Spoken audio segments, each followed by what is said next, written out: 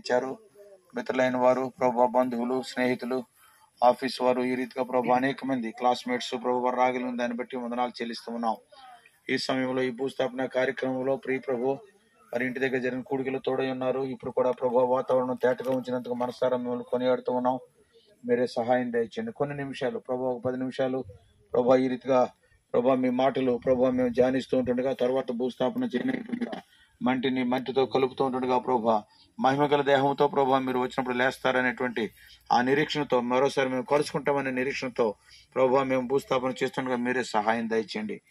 ఈ సమయం ప్రభు ఆశీర్వాదకరంగా చేయండి. యేసుక్రీస్తు ప్రభు మా రక్షక నామంలో వచ్చిన ప్రసంగ గ్రంథం 12వ అధ్యాయంలో అయితే చక్కగా ఉన్నాయి ఆ మాటలు. మనం ఆత్మ ప్రాణ శరీరాలమే. ఏ క్షణాన్నైతే మనం చనిపోతామో మన యొక్క ఆత్మ దేవుడు దానిని దయచేశాడు, ఆ దేవుని యొద్దకు వెళ్తుంది. అవిశ్వాసి ఆత్మైనా అక్కడికి వెళ్తుంది. ఎందుకంటే అవిశ్వాసిలో ఉండే ఆత్మ కూడా దేవుడిచ్చిన ఆత్మే. చాలా మందికి అనుమానం అది. తాను బ్రతికినంత కాలం కూడా నువ్వు దేవుణ్ణి నమ్ముకో నమ్ముకో నమ్ముకో అని చెప్తాడు ఆత్మ. కానీ మనోడు నమ్ముకోడు, కాబట్టి ఆత్మ విడిచిపెట్టి వెళ్ళిపోతుంది. విశ్వాసి యొక్క ఆత్మ దేవుని దగ్గరికి వెళ్తుంది. ప్రాణం మాటకు వచ్చేసరికి తేడా అవుతుంది అనమాట. జీవుడు అంటాం మనం, ప్రాణం పోయిందంటాం. విశ్వాసి యొక్క ప్రాణం ప్రభు చెంతకు వెళ్తుంది, అవిశ్వాసి యొక్క ప్రాణం నరకానికి వెళ్తుంది. అందుచేతనే యేసుక్రీస్తు వారి యందు విశ్వాసం ఉంచాలని కోరేటువంటిది. దాని తరువాత శరీరం అంటే అది అవిశ్వాసిదైనా విశ్వాసిదైనా అది మట్టి అయిపోతుంది. కానీ యేసుక్రీస్తు వారు తిరిగి వచ్చినప్పుడు మనం మొదటి దశలోని 4వ అధ్యాయము మరి 14 నుంచి 18 వరకు మనం చదివినప్పుడు అక్కడ మనం చదవగలం. ప్రభువైన యేసుక్రీస్తు వారు త్వరలో దేవుని యొక్క కాలమాన పట్టిక ప్రకారం, దేవుని యొక్క క్యాలెండర్ ప్రకారం అతి త్వరలో జరగబోయే సంఘటన ఏంటంటే ప్రభువైన యేసుక్రీస్తు వారు మధ్యాకాశానికి రాబోతూ ఉన్నాడు. సంఘం ఎత్తబడేటువంటి సమయం అది. క్రీస్తునందు మృతులైన వారు మొదట లేతురు, ఆ మీదట సజీవులమయ్యుండు మనం అంటాడు అపోస్తలుడైన పౌలు. అంటే విశ్వాసులను ఉద్దేశించి, తెసలోనికలో ఉండే విశ్వాసులను ఉద్దేశించి, బ్రతికి ఉన్న విశ్వాసులు వారితో పాటు క్షణకాలంలో వారు మార్పు చెంది మధ్యాకాశాన్ని కొనుకోబడతారు. సంఘం అంటే చనిపోయిన విశ్వాసులు, బ్రతికున్న విశ్వాసులు, వారందరూ కలిపి దేవుని యొక్క సంఘం. కాబట్టి కొంతమంది చనిపోయారు గనక వారు మొదట లేచి, అంటే ఒక క్షణకాలమే తేడా, సజీవులమైనటువంటి వారు మనము వారితో పాటు ఏకముగా మధ్యాకాశంలోనే కొనుకోబడతాం. దాని తర్వాత ఇక్కడ 7 ఏండ్ల శ్రమకాలం ఉంటుంది. మధ్యాకాశంలో మనకి తీర్పు తీరుస్తాడు దేవుడు. విశ్వాసులకి, నరకానికి పంపడానికి కాదు. అందరూ విశ్వాసులే. ఎవరెవరు వాని క్రియల చొప్పున, అంటే ఏ కిరీటాలు మనకి ఇవ్వాలా ఇవన్నీ ఎన్ని చేతనంటే ఆ 7 ఏండ్ల పరిపాలన కాలం అయిపోయిన తర్వాత మరలా 1000 ఏండ్ల పరిపాలన, 7 ఏండ్ల శ్రమకాలం అయిన తర్వాత 1000 ఏండ్ల పరిపాలనా కాలం వస్తుంది. దేవుని పిల్లలైతే దేవునితో పాటు రాజ్యం వెళతారు. నీతి నివసించే రాజ్యం, యేసుక్రీస్తు వారి రాజ్యం వెళ్ళే రాజ్యం. జయవంతులుగా జీవించిన వారికి ఆయన కిరీటాలు ఇస్తాడు. ఆయనతో పాటు సింహాసనం మీద కూర్చుని 1000 ఏండ్లు రాజ్యం వెళ్తారు. దాని తర్వాత సాతానుడు కొంచెం కాలం విడిచిపెట్టబడతాడు. తర్వాత ఆఖరి యుద్ధం, సాతానుడు బంధించబడతాడు. నూతన యెరూషలేము, తర్వాత నూతన ఆకాశం, నూతన భూమి. ఇది జరగబోయేటువంటి మానవ చరిత్ర అంతా.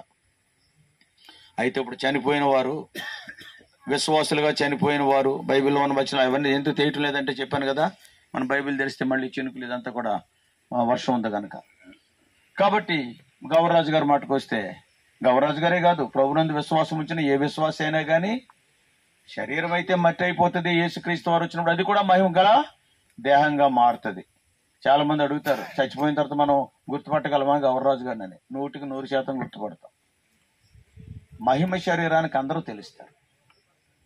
చిన్న మాట ఏంటంటే, అవిశ్వాసిగా చచ్చిపోయాడు ధనవంతుడు. కానీ అబ్రహామును చూడగానే అదిగో కనబడుతున్నాడు చూసావా, ఆయన అబ్రహాం అని ఎవరో పరిచయం చేయలేదు. చేయకుండానే చూడగానే తండ్రి అయిన అబ్రహాం అంటాడంటే మహిమ గల శరీరం అనేటువంటిది అందరినీ గుర్తిస్తుంది. పేతురు, యాకోబు, యోహానులు రూపాంతర కొండ మీద ఉన్నప్పుడు యేసుక్రీస్తు వారు, ఏలియా, మోషేలు ప్రత్యక్షమైనప్పుడు యేసుక్రీస్తు వారు పరిచయం చేయలేదే. పేతురు, ఈయన పేరేంటో తెలుసా? మోషే. ఈయన పేరేంటో తెలుసా? ఏలియా.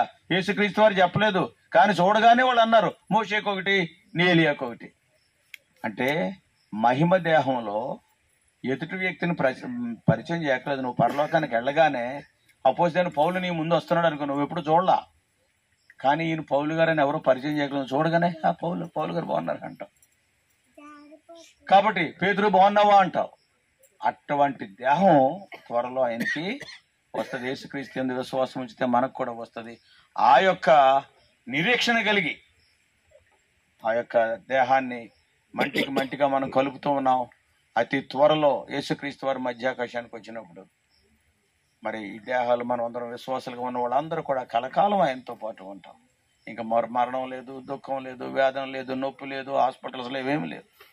హ్యాపీగా సదాకాలము అటువంటికే ఇచ్చాడు. లోకంలో డబ్బు ఉన్నవాడికి లేదు ఇది, లోకంలో లేకపోతే పొలాలు ఉన్నవాడికి లేదు, లేకపోతే లోకంలో పెద్ద పెద్ద డిగ్రీలు సైంటిస్టులకు లేదు. ఎంతో మంది సైంటిస్టులు కూడా ఇప్పుడు విగ్రహారాధికులుగా ఉన్నారు. క్రీస్తు వారిని నమ్ముకున్న వాడికి ఆ యొక్క నిరీక్షణ. అంచేతనే రోజు నేను చెప్తాను, ఈ రోజు చచ్చిపోయి చెప్తాను, మళ్ళీ వస్తానో రాను హ్యాపీ.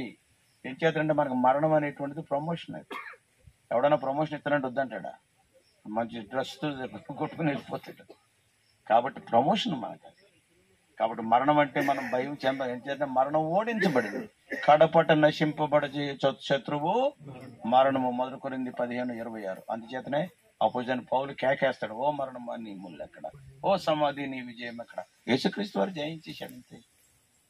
అంచేతన ఆయన పాతి పెట్టేటప్పుడు శారీరకంగా దూరంగా ఉన్నామనేటువంటి కొన్ని దినాలు ఆ దుఃఖం ఉంటుంది. కానీ సదాకాలం మరలా ఆయనతో ఉంటాం. ఆయన ఎవరో మనకు తెలిసిపోతుంది, మనమేమో వాళ్ళకి తెలుస్తుంది. కాబట్టి ఈ మాటల చేత ఒకరినొకరు ఆదరించుకోమని చెప్పారు. అటువంటి నిరీక్షణ కలిగి ఈ దినాన్ని గౌరరాజు గారిని మంటిగా దేవుని యొక్క వాక్యానుసారంగా మనం కలుపుతూ ఉన్నాం. మరి ఒక దినాన్ని ఆయన చూస్తాం. నువ్వు కూడా ఆయన చూడాలనుకుంటే ఇందాక చెప్పిన రీతిగా యేసుక్రీస్తు అని రక్షకుడిగా అంగీకరించు, చూస్తావు, ఆయనతో పాటు ఉంటావు, దేవునితో పాటు ఉంటావు. అది సంతోషకరమైనటువంటి పునరుద్ధానం. కాబట్టి ప్రియులారా, ఈ మాటలు దేవుడు నీకు నాకు ఇచ్చి ఎంతో ఆదరిస్తున్నాడు. కాబట్టి చిన్న ప్రార్థన చేసుకున్న తర్వాత మనం ఈ యొక్క భూస్థాపన కార్యక్రమంలో మరి బాక్స్ మనం లోపలికి దించుదాం. తాడు తెచ్చారా? మరి పొదుల నుంచి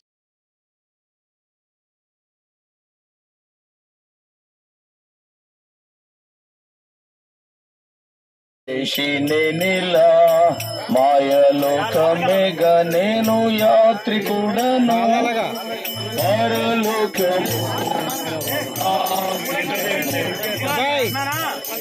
నేనిలా మాయలోకమేగా నేను యాత్రికుడను ఎంతో అందమైనది పరలోకము అసమానమైనది నా దేశము ఎంతో అందమైనది పరలోకము అసమానమైనది నా దేశము ఎల్లప్పుడూ యాత్రను సాగించు